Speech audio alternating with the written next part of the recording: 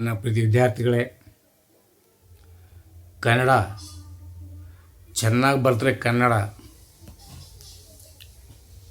ನಿಮಗೆ ಅರ್ಥವಾಗುತ್ತೆ. ಈ ಪದ ಚೆನ್ನಾಗಿ ಬರೆದ್ರೆ ಮಾತ್ರ ಕನ್ನಡ. ನಮ್ಮ ರಾಜ್ಯದಲ್ಲಿ ಅನೇಕ ಮಕ್ಕಳಿಗೆ ಕನ್ನಡ ಬರಹವೇ ಗೊತ್ತಿಲ್ಲ ಎಂದು ವಾದ ಮಾಡುವವರಿದ್ದಾರೆ.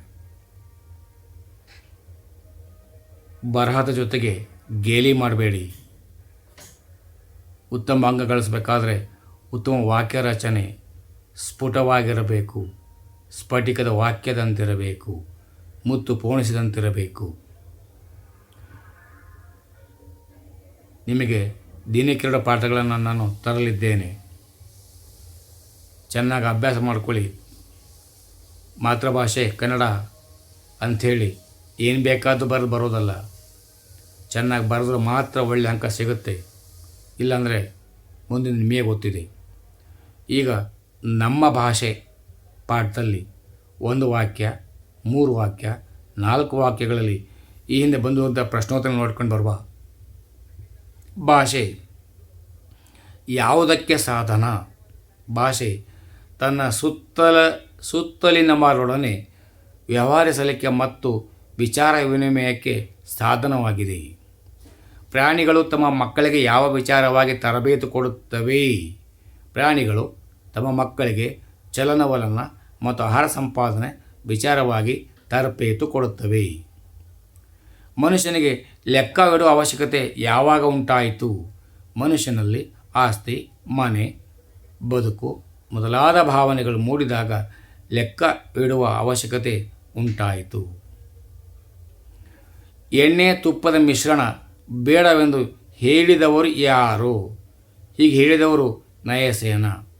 ಇವೆಲ್ಲ ವಾರ್ಷಿಕ ಪರೀಕ್ಷೆಗೆ ಬಂದು ಹೋಗಿರುವಂಥವುಗಳು. ಕನ್ನಡಕ್ಕೆ ಪರ್ಷಿಯನ್ ಶಬ್ದಗಳು ಯಾವಾಗ ಬಂದವು? ಕನ್ನಡಕ್ಕೆ ಪರ್ಷಿಯನ್ ಶಬ್ದಗಳು ಮಹಮ್ಮದೀಯರ ಆಳ್ವಿಕೆಯ ಸಂದರ್ಭದಲ್ಲಿಯೇ ಬಂದವು. ಪ್ರಾಣಿಗಳು ತಮ್ಮ ಮಕ್ಕಳಿಗೆ ಹೇಗೆ ತರಬೇತು ಕೊಡುತ್ತವೆ? ಪ್ರಾಣಿಗಳು ತಮ್ಮ ಮಕ್ಕಳಿಗೆ ಸಹಜವಾಗಿ ತರಬೇತು ಕೊಡುತ್ತವೆ. ಒಂದು ಭಾಷೆ ಸತ್ವಪೂರ್ಣವಾಗಿರಬೇಕಾದರೆ ಅದನ್ನು ಆಡುವ ಜನ ಹೇಗಿರಬೇಕು? ಒಂದು ಭಾಷೆ ಸತ್ವಪೂರ್ಣವಾಗಿರಬೇಕಾದರೆ ಅದನ್ನು ಆಡುವ ಜನ ಅಭಿಮಾನಿಗಳು, ಬುದ್ಧಿವಂತರು ಆಗಿರಬೇಕು. ವ್ಯಾವಹಾರಿಕ ಮತ್ತು ಗ್ರಾಂಥಿಕ ಭಾಷೆಯ ಲಕ್ಷಣಗಳೇನು? ವ್ಯಾವಹಾರಿಕ ಮತ್ತು ಗ್ರಾಂಥಿಕ ಭಾಷೆಯ ಲಕ್ಷಣಗಳನ್ನು ತಿಳಿಸಿ. ವ್ಯಾವಹಾರಿಕ ಭಾಷೆ ಎಂದರೆ ಜೀವದ್ ಭಾಷೆ. ಇದರಲ್ಲಿ ಜನರು ಮಾತನಾಡುತ್ತಾರೆ.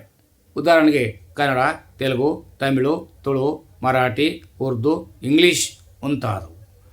ಗ್ರಾಂಥಿಕ ಭಾಷೆ ಎಂದರೆ ಗ್ರಂಥ ರಚನೆಯಲ್ಲಿ ಬಳಸುವ ಭಾಷೆ.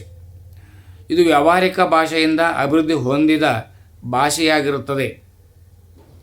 ಉದಾಹರಣೆಗೆ ಸಂಸ್ಕೃತ, ಕನ್ನಡ, ಇಂಗ್ಲೀಷ್, ಪಾಳಿ ಮುಂತಾದವುಗಳು. ಲಿಪಿಯ ಜಾಡು ಆರಂಭಗೊಂಡ ಬಗೆ ಹೇಗೆ? ಓದು ಬರಹವಿಲ್ಲದ ಸಂದರ್ಭದಲ್ಲಿ ಕೆಲಸಕ್ಕೆ ಹೋದ ದಿನದ ಲೆಕ್ಕವನ್ನು ಗೋಡೆ ಮೇಲೆ ಗೆರೆ ಎಳೆದು ಲೆಕ್ಕ ಹಾಕುತ್ತಿದ್ದರು. ತಿಂಗಳ ಕೊನೆಯಲ್ಲಿ ಎಣಿಸಿ ಲೆಕ್ಕ ಹಾಕಿ ಸಂಬಳವನ್ನು ಪಡೆಯುತ್ತಿದ್ದರು. ಪುರಾತನ ಕಾಲದಲ್ಲಿ ವ್ಯಾಪಾರ ವ್ಯವಹಾರ ಇದೇ ರೀತಿ ನಡೆಯುತ್ತಿದ್ದುದಕ್ಕೆ ಸಾಕ್ಷ್ಯಗಳಿವೆ. ಇದು ಲಿಪಿಯ ಮೊದಲ ಜಾಡು. ಲಿಪಿಯ ಮೂಲಕ ಜ್ಞಾನ ಭಂಡಾರ ಯಾವ ರೀತಿ ಭದ್ರವಾಯಿತು? ಮಾನವ ತನ್ನ ಸುಖ ದುಃಖಗಳನ್ನು ಕಾವ್ಯರೂಪಕ್ಕೆ ತಂದ. ಲಿಪಿಯನ್ನು ಪರಿಷ್ಕರಿಸುತ್ತಾ ಸಾಹಿತ್ಯ ಕೃತಿಗಳನ್ನು ಬರೆದಿಡುವುದನ್ನು ಕಲಿತ. ಲಿಪಿಯ ಪರಂಪರೆಯ ವಿಷಯಗಳನ್ನು ಬರೆದಿಡಲು ಸಾಧ್ಯವಾಯಿತು. ಲಿಪಿಯ ಮೂಲಕ ಸಾಹಿತ್ಯದ ರೂಪದಲ್ಲಿ ಜ್ಞಾನ ಭಂಡಾರ ರಚನೆಯಾಯಿತು. ಕನ್ನಡ ಭಾಷೆ ಹದಗೊಂಡದ್ದು ಹೇಗೆ? ಅನೇಕ ಕವಿಗಳು ಕನ್ನಡ ಅಭಿವೃದ್ಧಿಯಾಗಬೇಕಾದರೆ ಕನ್ನಡ ಪದಗಳ ಬಳಕೆ ಹೆಚ್ಚಾಗಬೇಕೆಂದು ತಿಳಿಸುತ್ತಾ ಬಂದಿದ್ದಾರೆ. ಬಸವಣ್ಣ, ಅಲ್ಲಮಪ್ರಭು ಮೊದಲಾದ ಶರಣರು, ಚಾಮರಸ, ಕುಮಾರವ್ಯಾಸರಂತಹ ಕವಿಗಳು, ಪುರಂದರದಾಸ, ಕನಕದಾಸರಂತಹ ದಾಸವರೇಣ್ಯರು, ಶ್ರೇಷ್ಠ ದಾಸರು ಸರಳ ಕನ್ನಡ ಪದಗಳಲ್ಲಿ ಸಾಹಿತ್ಯ ರಚನೆಯ ಮಾರ್ಗವನ್ನು ಅನುಸರಿಸಿದರು. ತಮ್ಮ ಅನುಭವ ಸಾರವನ್ನು ಸುಲಭ ಸುಂದರವಾದ ಮಾತುಗಳಿಂದ ಮನಮುಟ್ಟುವಂತೆ ಹೇಳಿದರು. ಇದರಿಂದ ಕನ್ನಡ ಭಾಷೆ ಹದಗೊಂಡಿತು ಮತ್ತು ಮುದಗೊಂಡಿತು. ಆಂಗ್ಲ ಭಾಷೆ ವಿಶ್ವವ್ಯಾಪಿಯಾಗಲು ಕಾರಣಗಳೇನು? ದೇಶ ವಿದೇಶಗಳ ಭಾಷೆ ಹಾಗೂ ಸಾಹಿತ್ಯ ಸಂಸ್ಕೃತಿಯನ್ನು ಆಂಗ್ಲ ಪಂಡಿತರು ಮುಕ್ತ ಮನಸ್ಸಿನಿಂದ ಅಭ್ಯಾಸ ಮಾಡಿದರು. ತಮ್ಮ ಆಸೆಗಳನ್ನು ಹಾಗೂ ವಿಚಾರಗಳನ್ನು ಆಂಗ್ಲ ಭಾಷೆಯ ಮೂಲಕ ಹೇಳಬೇಕೆಂಬ ಉಜ್ವಲ ಅಭಿಮಾನಿಗಳಾಗಿದ್ದರು. ವಿಜ್ಞಾನಿಗಳು, ರಾಜಕಾರಣಿಗಳು, ಅರ್ಥಶಾಸ್ತ್ರಜ್ಞರು ಎಲ್ಲರೂ ತಮ್ಮ ಭಾಷೆಯನ್ನು ಬಳಸಿದ್ದರಿಂದ ಆಂಗ್ಲ ಭಾಷೆ ವಿಶ್ವವ್ಯಾಪಿಯಾಯಿತು. ಈಗ ವ್ಯಾಘ್ರಗೀತೆ ಪಾಠ. ಇದರ ಲೇಖಕರು ಯಾರು ಅಂದರೆ ಎ.ಎನ್. ಮೂರ್ತಿರಾವ್. ಇವರ ಪರಿಚಯ. ಎ.ಎನ್. ಮೂರ್ತಿರಾವ್ ಇವರು 1900ರಲ್ಲಿ ಅಕ್ಕಿಹೆಬ್ಬಾಳಿನಲ್ಲಿ ಜನಿಸಿದರು.